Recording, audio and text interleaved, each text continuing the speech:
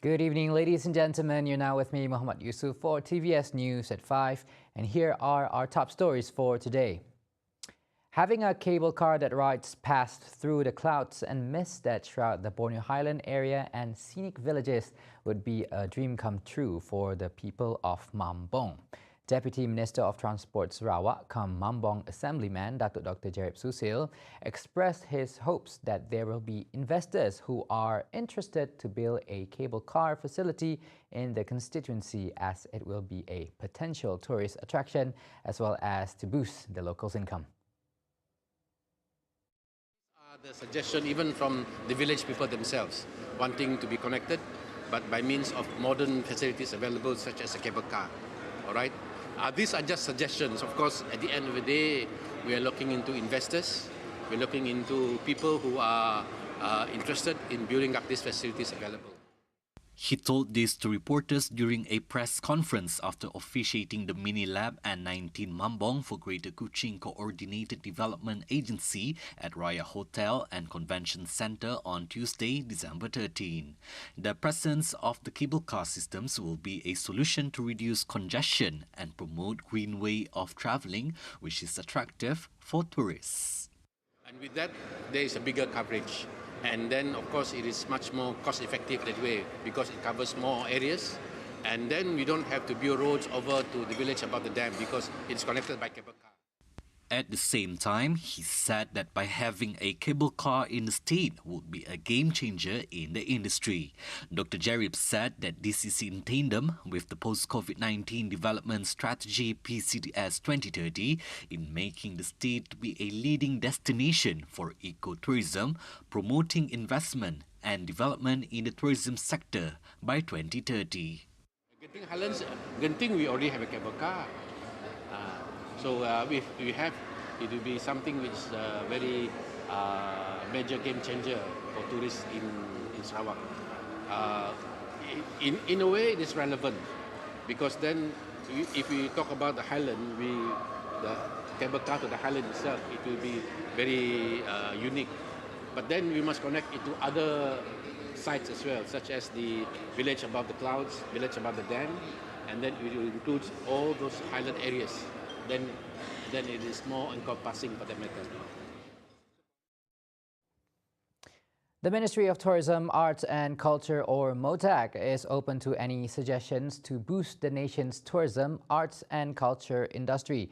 Its Minister Datuk Sri Tiong King Sing added that MOTAC is now focusing their time and energy to find ways to improve and boost the tourism, arts and culture industry. His ministry had been poring over and reviewing policies and issues pertaining to the industry. In a Facebook posting, he added that understandably there will be some shortcomings in various policies, of which the ministry will find ways to rectify and improve. Tiong further said MOTAC welcomes anyone with opinions or interests in the tourism, arts and culture sectors to provide constructive ideas to that all may improve together, and have received several constructive criticism to improve the tourism, arts and culture industry. Meanwhile, he also said the ministry will look into the welfare and well-being of talented but physically challenged OKU artists as well as those who are financially challenged. He gave his assurance that MOTAC will create more opportunities for them to develop their talents in the future. He closed off the Facebook post by reiterating his being fully open to working with everyone to boost the tourism, arts and culture industries, and that no one will be neglected. On to our next news. University Technology Mara UITM Sarawak's branch will be focusing on bridging between academia for maximized use of resources in related research fields to strengthen, promote and develop research collaboration. As such, UITM Sarawak signed a Memorandum of Understanding MOU with Geospec Sendirian Berhad to work together in research activities in the areas of mutual understanding, academic, cultural and scientific areas that would be determined mutually in the near future. According to UiTM Rector Professor Datuk Dr. Jamali Hamali, any exchange of information pertaining to developments in teaching, student development, and research innovation and commercialization is also included in the agreement. Penerimaan latihan praktikal pelajar untuk satu tempoh yang telah dipersetujui bersama, dan yang keempat, menjalin kerjasama di dalam bidang-bidang lain seperti yang dipersetujui dari masa ke semasa. Our MOU is on friendship and cooperation, promotion of mutual understanding, and academic, cultural, and scientific thoughts and personal exchange. He said this during the signing ceremony of the MOU at Tun Abdul Razak's Library, UiTM Sarawak Branch, Kota Semarahan on Tuesday, December 13. Furthermore, he also added that UiTM Sarawak is always open and ready to share its expertise with the outside community. At the same time, Geospec Sendirian Berhad Technical Manager Jeffrey Taiguan expressed his gratitude for the opportunity given, especially to collaborate with public higher education institutions such as UiTM. Dalam inisiatif menjayakan kerjasama ini, UiTM melalui Dr. Fazlil dan kita telah mengadakan numerous perbincangan dan penelitian kepada beberapa aspek kerjasama yang disebutkan oleh Dr. Jamil tadi. So, beliau juga mengadakan lawatan kepada makmau dan tempat kerja kami untuk memahami kita punya exposure, kita punya projek supaya ada selaras dengan keperluan dan fokus MOU kita hari ini. The MOU signing ceremony was signed by Jamil on behalf of UiTM Sarawak Branch, while witnessed by the Deputy Rector of Research and Industrial Networks, UiTM Sarawak Branch, Professor Dr. Abang Zainoren Abang Abdul Rahman. Meanwhile, Geospec Sendirian Berhad was represented by its General Manager, Kelvin Hong Tuong Yu, and witnessed by Jeffrey Taiguan.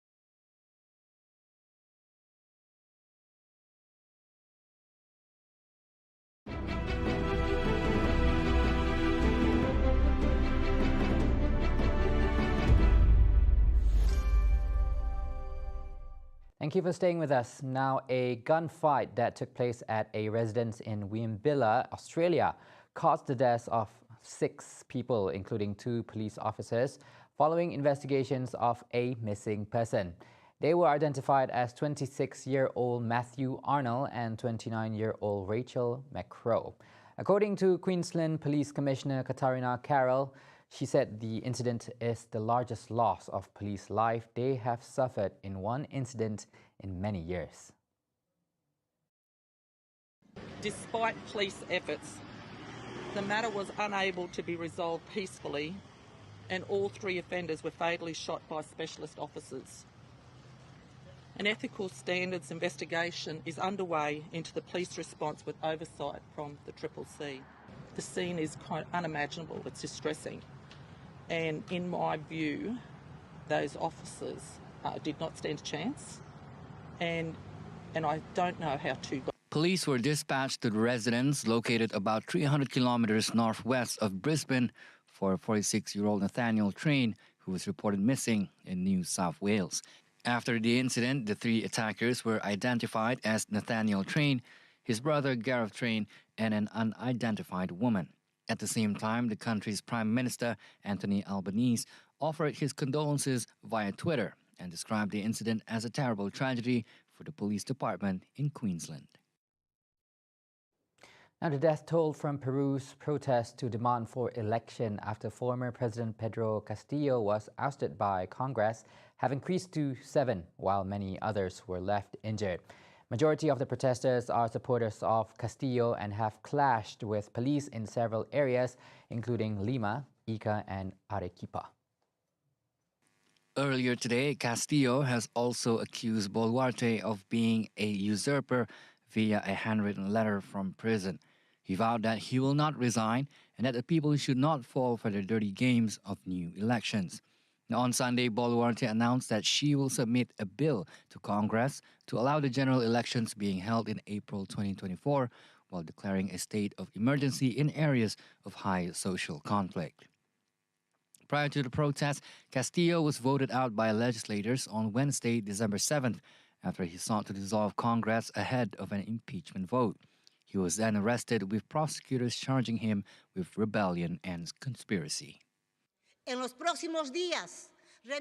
the next few days, I will submit to Congress a bill to advance the general elections to be agreed upon by all political parties represented in Parliament. I declare the state of emergency in areas of high social conflict.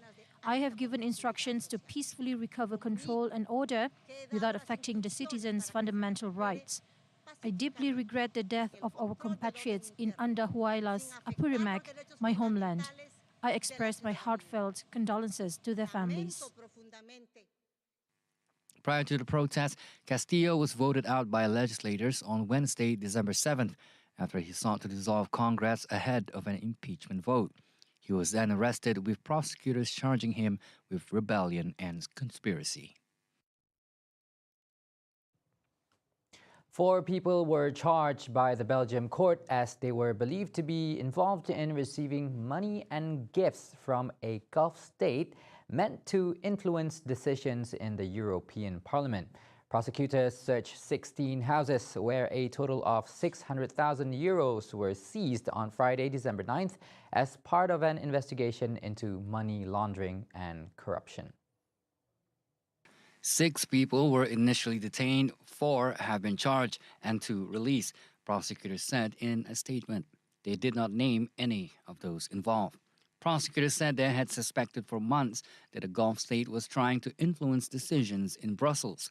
The European Parliament said at the weekend it had suspended the powers and duties of one of its vice presidents, Greek socialist Eva Kaili, in light of the Belgian investigation. The Greek Socialist PASOK party said in a statement that it was expelling Kaili from its ranks. It was not immediately clear if she had been charged in the case. Her office did not answer telephone calls or respond to an email requesting comment. See the world closer with TVS as we bring you the latest news updates both locally and internationally. Just a click away by heading on to our website at www.tvstv.my or by following us on our social media platforms. And that's all the time we have for TVS News at 5. Once again, I'm Mohammed Yusuf. Thank you for watching and have a good day ahead.